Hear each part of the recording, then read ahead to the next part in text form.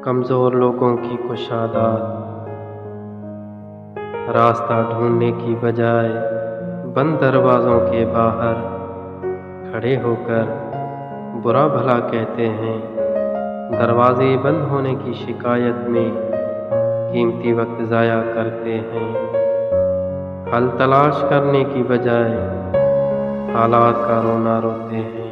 उनकी अना आसमान से बातें करती है, अपने सिवा किसी की नहीं सुनते, बल्कि फ़ख्र से कहते हैं कि मैं तो अपनी भी नहीं सुनता। हल तलाश किए बगैर हार मान लेते हैं, दूसरों की कामयाबी से जलते हैं, क्योंकि उन्हें जलना बहुत आसान और मेहनत करके आगे बढ़ना बहुत मुश्किल लगता है। बहुत जल्दी गुस्से में आ जाते हैं, दरगुजर करने की बजाय बात का पतंगड़ बना लेते हैं।